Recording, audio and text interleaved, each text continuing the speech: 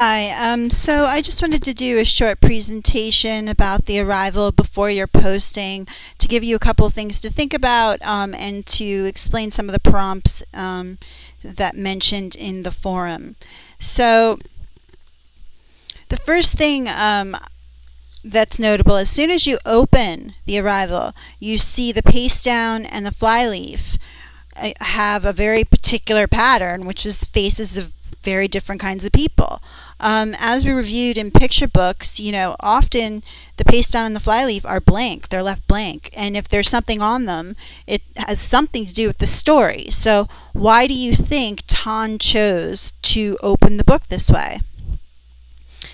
Here we see the main character on the verso, which is kind of like an oriented shot. It would be a full page, but it's definitely has a border, so it's framed. And then we have the sequential art, 3 by 4, on the recto side.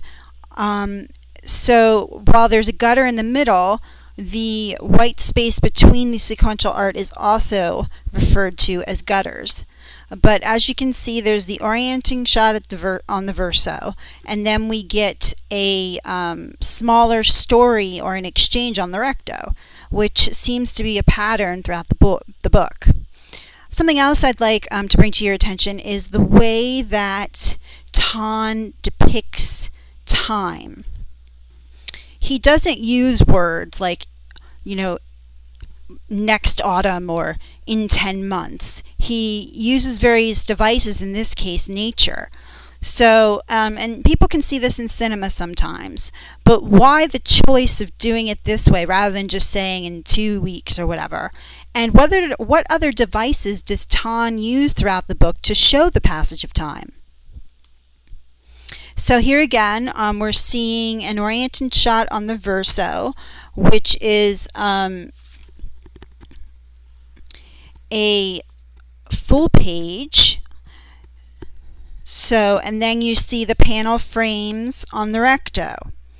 So on the verso, you're getting a framed full picture of the setting or oriented picture. Then on the recto, you're getting a more intimate picture of what's going on in this fantasy world that they're showing you, or he's showing you, Tan.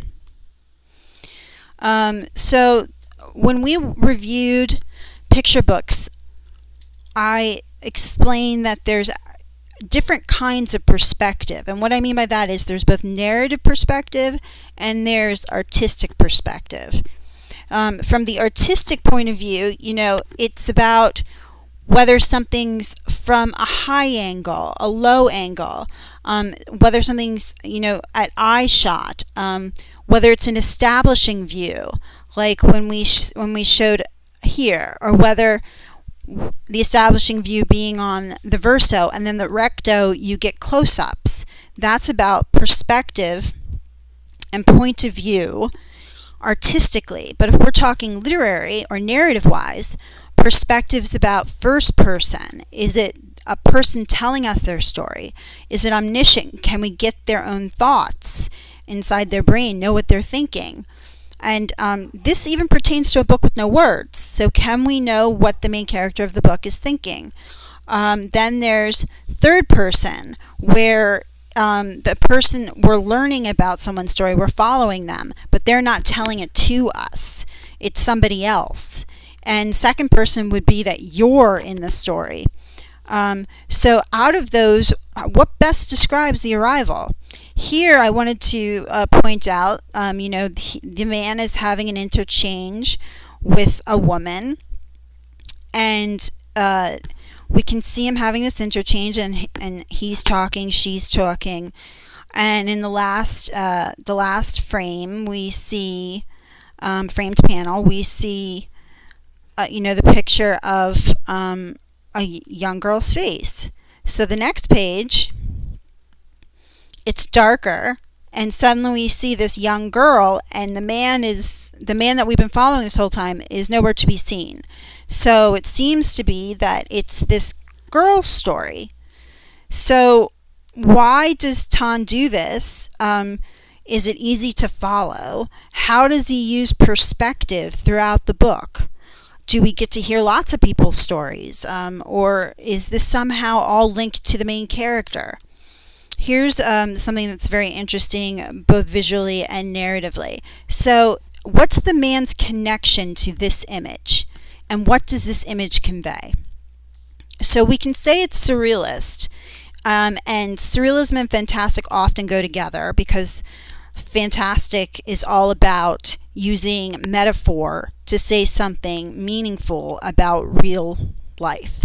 And we can see here that there are possibly, very large men with extermination-like instruments and little people running away from them.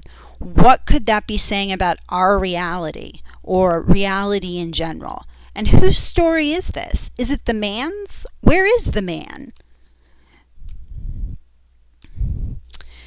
Lastly, in the forum, I'm going to give you a link to a movie, an animated movie that was produced,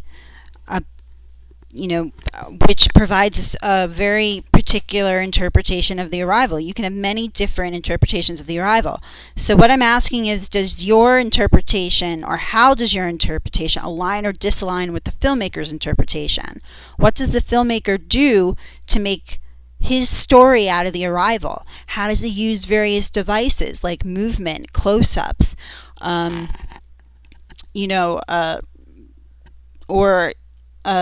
close-ups and drawbacks and dollies and all those wonderful film terms, if you know them. And how does he do that? Also with sound.